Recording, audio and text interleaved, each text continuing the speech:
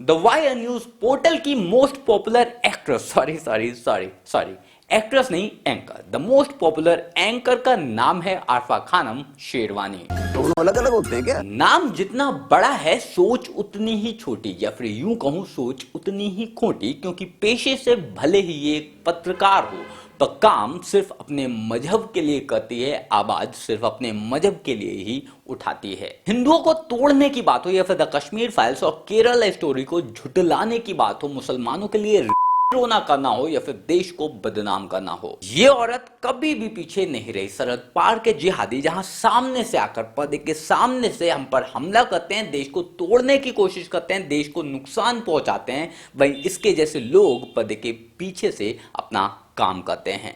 यहाँ पर एक आम राय, कम से कम जितने लोग यहाँ बैठे हुए हैं, कि एक आम राय इसको लेकर बने कि जब तक हम वो आइडियल सोसाइटी बन पाए जहां हमारी मजहबी पहचानों, हमारी मजहबी जो बिलीफ्स हैं, जो हमारे नारे हैं, उनको लेकर एक तरह की का एक्सेप्टेंस पैदा हो, तब तक हम एक इंक्लूसिव प्रोटेस्ट करें।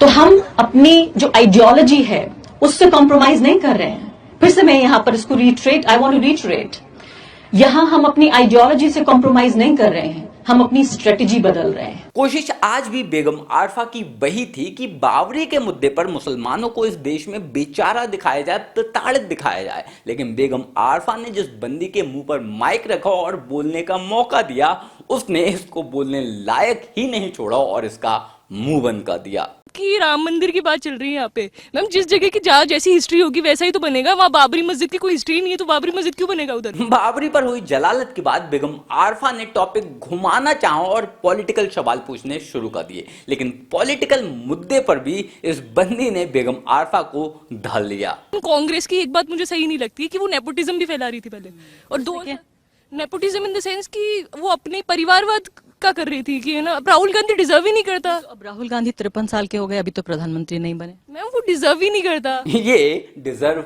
ही नहीं करता, ये वो लाइन है, ये वो बात है जो हमारे देश का बच्चा हो या बूढ़ा पिछले कई सालों से बोलता आ रहा है, लेकिन ये कमबख्त चमचे हैं कि मानने को तैयार ही नहीं। राहुल गांधी डिजर्व ही नहीं करता।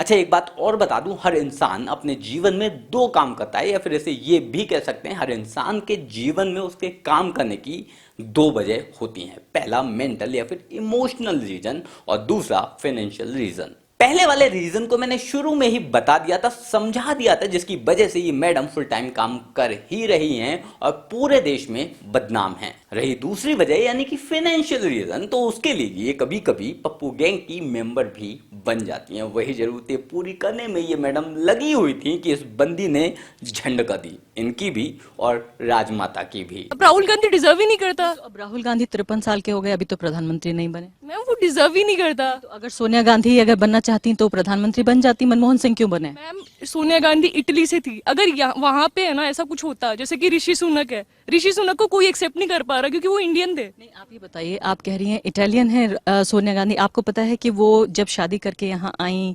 उन्होंने एक इंडियन से शादी की, उनके हिंदुस्तानी बच्चे हुए, बच्चों के भी बच्चे हो गए, क्या हम उन्हें स्वीकार नहीं करेंगे कि वो हिंदुस्तानी बन गई हैं?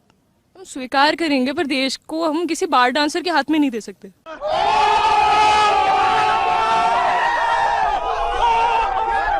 राजस्थान में कल यानी कि 25 नवंबर को वोटिंग होनी है। मैडम को भेजा गया था कांग्रेस के वोट बढ़वाने के लिए, ये घटवा का लौट आई। मैडम को भेजा गया था लोगों की नजरों में कांग्रेस को हीरो बनवाने के लिए, ये उसकी उतरवा कर ही लौट आई। भेजा तो गया था राज्य में वोट बढ़वाने के लिए, गहलोत सरकार के लिए वोट बढ़वाने के लिए, ये केंद्र सरकार के हिस्से के भी वोट, पप्पू भैया के हिस्से के भी वोट घटवा कर लौट आई।